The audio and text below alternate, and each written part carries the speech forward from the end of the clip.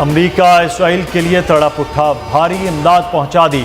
Israel के करीब जंगी, बहरी और हवाई जहाज की तैनाती। अमेरिका की तरफ से एक एयरक्राफ्ट कैरियर जो है वो भेजा गया है इसराइल की मदद के लिए। यूएसएस जेरल्ड आर फोर्ड, जो इनका 100,000 ton displacement nuclear aircraft carrier है, उसको वहां पे भेज दिया है पूरे जहाज वहाज के साथ, सबके साथ। इसके अलावा कुछ और जो कंट्रीज हैं उनकी तरफ से उसको इसराइल की जो है वो मदद की पेशकश की जा रही है, उसको ऑफर की जा रही है। एक फैशिस्ट गवर्नमेंट है इसराइल का, और वो कहती है, ऑफिशियल उनका ये है कि या तुम निकलो या मरो। पाकिस्तानी हों या मुस्लिम ममालिक के जहाँ से भी लोग हों, वो बड़ा इस चीज़ को पसंद करते हैं कि जी एक आर्म स्ट्रगल जो है वो चल रही है। किसी मुल्क के अंदर ज़मीनी रास्ते से दाखिल होकर उनकी ख़वातीन को रेप करना, उनके जो है कत्ले आम करना, ये जंग है? ये क्या है? ये तो गुंडापना है, ये तो एक दहशतगर्दी है। अब इसराइल ठोक रहा है, और बॉस इजराइल जो ठोक रहा है ना दोस्तों, इजराइल जो ठोक रहा है, हिंदुस्तान तक चीखें निकल रही हैं। माशरा ही पूरा गंदा है ना, माशरा ही पूरा गलत है। हमें जो बच्चों को जो पढ़ाया जाता है, हमें जो मस्जिद से, हमें जो मदरसे से, हमें जो माँ की गोद से, हमें जो घर से जो इल्म दिया जाता है, वो इल्म ही सही नहीं है। हिजबुल्लाह ने इस वक्त जो है वो जिम्मेदारी कबूल कर ली है। जो मार्टर गोले बरसाए गए हैं लबनान में, जो शीबा फार्म्स का इलाका है, उस एरिया में उसकी बाकायदा अब जिम्मेदारी हिजबुल्लाह ने कबूल कर ली है। हिजबुल्लाह और हमास दोनों को निपटाना पड़ेगा परमानेंटली। और मैं तो ये कह रहा हूं कि पूरा जो वेस्ट बैंक है ना, पूरा का पूरा घेर लो।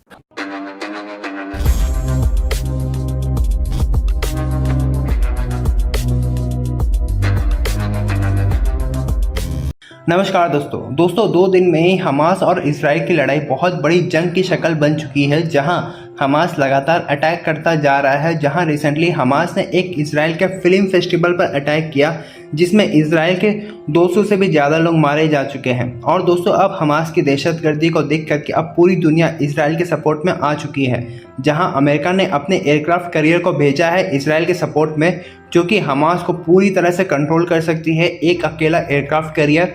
और दोस्तों इसके साथ साथ अब वेस्टर्न वर्ल्ड भी लगातार इसराइल के सपोर्ट में स्टेटमेंट दे रही है, और साथ में भारत के लोग भी काफ़ी ज़्यादा मोटिवेटेड है इसराइल के वॉर में पार्ट लेने के लिए। और दोस्तों इसके साथ साथ अब इसराइल पूरी तरह से हमास के टेररिस्ट को लगातार मारता हुआ जा रहा है, और गाज़ा स्ट्रिप में जाने वाले सभी सप्लाईज को पूरी तरह से कट कर चुका है। और गाज़ा स्ट्रिप में अनाज नहीं जा सकते हैं, इलेक्ट्रिसिटी नहीं जा सकते, और कोई भी अन्य सप्लाईज नहीं जा सकते हैं। और अब गाज़ा स्ट्रिप पूरी तरह से चोक हो चुका है। तो चलिए दोस्तों इसी पर आगे पाकिस्तानी मीडिया का रिएक्शन देखते हैं। इस वक्त जो पूरी दुनिया है, वहाँ के भी कई लोग इजराइल में उस वक्त मौजूद थे जिस वक्त ये हमला हुआ। तो सिर्फ इजरायली ही इसके अंदर कत्ल नहीं हुए, ये जो कुछ हुआ है सिर्फ इसराइलियों के साथ नहीं हुआ, उसमें 16 के करीब तो थाईलैंड के लोग थे। मैं ये देख रही थी 16 थाईलैंड के लोग थे, और इसके अलावा दुनिया के कई कंट्रीज़, यूएस के कई सिटीजन्स वहाँ पर मौजूद थे। कुछ ऐसे हैं जो मिल भी नहीं पा रहे, कुछ को बुलाया जा रहा है। इंडिया से जो लोग थे वहाँ पर, कुछ आर्टिस्ट भी थे, क्योंकि वहाँ पे एक फ़िल्म फेस्टिवल भी हो रहा था, वहाँ पर गए हुए उनको वापस बुला लिया गया है। तो पूरी दुनिया के कई कंट्रीज़ ऐसे हैं कि जहाँ के लोग जो हैं वो वहाँ पर उस वक्त शामिल थे। अब आपके सामने रखते हैं वो वाक़या। इस वक्त एक वाक़या कोट किया जा रहा है, रिपोर्ट किया जा रहा है, और इंटरनेशनल मीडिया उसको रिपोर्ट कर रहा है। और जो उसकी एजेंसी है, ह्यूमन राइट्स एजेंसी इज़राइल की, उसने भी, और वहाँ की जो रिपोर्ट करने वाली एजेंसीज़ हैं वो इसको बता रही हैं और बाकायदा रिपोर्ट कर रही हैं कि वहाँ पे क्या हुआ है। वहाँ पर हो रहा था एक फ़िल्म फेस्टिवल भी हो रहा था, लेकिन एक म्यूज़िक फेस्टिवल भी हो रहा था, जहाँ पर बड़ी तादाद में लोग मौजूद थे उस म्यूज़िक फेस्टिवल को अटेंड करने के लिए। और सिर्फ इजरायली ही नहीं थे, बल्कि पूरी दुनिया से आए हुए टूरिस्ट भी वहाँ पर थे। जैसा कि आपने देखा कि एक जर्मन लेडी जो कि टैटू आर्टिस्ट थी, उनको भी उसके अंदर जो है वो कत्ल किया गया। और कैसे कत्ल किया गया कि उसके बाद उनकी लाश के साथ क्या किया गया वो आपने देखा, ज़्यादती भी की गई उनके साथ। तो वो एक बहुत ही ऐसी तस्वीर कशी है या ऐसी इमेजेस हैं कि जो सब उसको कंडेम कर रहे हैं, और कंडेम करना ही बनता है। जो नहीं कंडेम करेगा वो पता नहीं इंसान होगा या नहीं होगा। इसी तरीके से एक और ख़ातून थी, वो वहाँ से फिर फ़रार होने में कामयाब हो गई। लेकिन हुआ ये है कि उस म्यूज़िक फेस्टिवल में जब जो हमास है उसके लोग पहुँचते हैं वहाँ पर, तो वो वहाँ पे पहले जो गाड़ियाँ हैं उन पे कब्ज़े करते हैं, क्योंकि जहाँ जहाँ से वो आ रहे थे, मैंने आपको पहले बताया था कि वो ज़मीनी रास्ते से पहुँचे हैं, एज ए पैराग्लाइडर्स पहुँचे हैं, जो बोट्स के ज़रिए पहुँचे हैं, गाड़ियों पर, मोटरसाइकिलों पर, जिस तरीके से भी। तो ये मुझे बिल्कुल एक ऐसी तस्वीर कशी लगती है कि जैसे मंगोल या तातार आते थे पहले ना, तो उनकी वो घोड़ों पे आते थे, लेकिन उनका इसी तरह होता था कि जहाँ आते थे वो बस्तियों की बस्तियाँ उजाड़ देते थे। अच्छा, क्योंकि जंग हमने जो अभी तक देखी और सुनी है वो यही होता है ना कि जी बमबारी हो रही है दूसरे मुल्क से, ऐसा ही होता है। ये तो जंग नहीं है। किसी मुल्क के अंदर ज़मीनी रास्ते से दाखिल होकर उनकी ख़वातीन को रेप करना, उनके जो है कत्ले आम करना, ये जंग है? ये क्या है? ये तो गुंडापना है, ये तो एक दहशतगर्दी है। ये वैसी ही दहशतगर्दी है जैसे कि टीटीपी कहीं पर दाखिल होती है और वो अपने आप को वहाँ पर दहशतगर्द जाके फाड़ लेता है। टीटीपी के लोग जब पाकिस्तान में मुख्तलिफ इलाकों में दाखिल होते हैं तो वो क्या करते हैं? वो वहाँ पर दहशतगर्दी करते हैं, लोगों को इसी तरीके से मार देते हैं। अमेरिका की तरफ से एक एयरक्राफ्ट कैरियर जो है वो भेजा गया है इसराइल की मदद के लिए, यानी इसराइल को भेजा जा रहा है या भेजा गया है। और उसमें इसके अलावा कुछ और जो कंट्रीज़ हैं उनकी तरफ से उसको इसराइल की जो है वो मदद की पेशकश की जा रही है, उसको ऑफ़र की जा रही है। और हमास ने जो है वो जो यूएस का एयरक्राफ्ट वहाँ पर कैरियर भेजा गया उसके ऊपर कहा है कि ये जो है ये फ़लस्तीनियों के ख़िलाफ़ जारहियत है, यानी जो इसराइल की मदद के लिए आ रहे हैं कंट्रीज़, उनके लिए हमास ने ये कहा है। अमरीकी जो बहरी बेड़ा है उसको इसराइल का जो है वो मोराल बुलंद नहीं कर सकेगा, ये कहा है, हमास की तरफ से कहा गया है।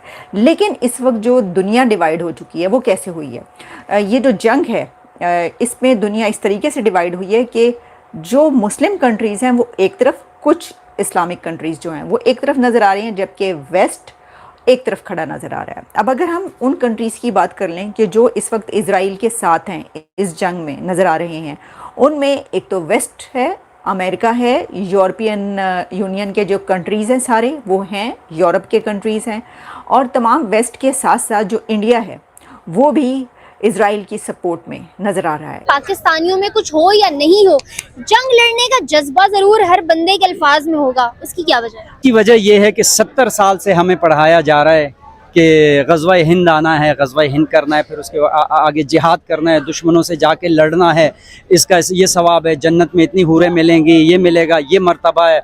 हमें फ़लसफ़ा पढ़ाया जाता है हज़रत इमाम हुसैन का, शहादत का फ़लसफ़ा पढ़ाया जाए, लेकिन उनका असल फ़लसफ़ा कि शहीद क्यों हुए, बिहाइंड द शहादत क्या वजह थी कि उन्होंने कुर्बानी क्यों दी, वो हमें नहीं पढ़ाया जाता। हमें हज़रत उमर रदी अल्लाह ताला अन्हु की बताया जाता है, अदले फारूकी बताया जाता है, लेकिन हमें ये नहीं बताया जाता कि वो लागू भी करना है। मिंबरों पे चढ़ के उलमा ने हमारे बात ही कि माशरा ही पूरा गंदा है ना, माशरा ही पूरा गलत है। हमें जो बच्चों को जो पढ़ाया जाता है, हमें जो मस्जिद से, हमें जो मदरसे से, हमें जो माँ की गोद से, हमें जो घर से जो इल्म दिया जाता है वो इल्म ही सही नहीं है, वो तरीका ही नहीं है। हमें वो चीज़ें हमें गलत बताई जाती है। हमें अपनी हक की आवाज़ की, अपने लिए आवाज़ हम उठाते ही नहीं है, हक की बात हम करते नहीं हैं, अपने ऊपर हम उंगली उठाते नहीं हैं, हमें शायद दूसरों पे उंगली उठाते हैं, दूसरों के जराइम हमें नज़र आते हैं। अगर हम सच्चे मुसलमान हों तो हम पहले अपने अंदर गौर करें, अपनी गलतियों को सही करें, जो कि हमें 70 साल से यही चीज़ें पढ़ाई गई है। और जाहिर है जब आप एक कौम को, नौजवान नस्ल को, जब बच्चों को तैयार करते हैं जिहाद के लिए, तो वो जिहाद के लिए तैयार हो जाती है। ये कौम ऐसी है, इसको आप जिस तरफ लगाएंगे ये खमीर चल पड़ेगा, ये उस तरफ लग जाएगा, वो काम करेगा। लेकिन इसको अगर अच्छाई की तरफ पॉजिटिव वे पे लगाते, आज अगर आप इस कौम पर मेहनत करते हैं, नौजवानों को आप IT में लगाते, इस मुल्क की तरक्की पर लगाते, इन पे पैसा लगाते, आपने तो इस कौम को भिखारी बना दिया, आपने नौजवानों को खुदकुशियाँ करने पे मजबूर कर दिया।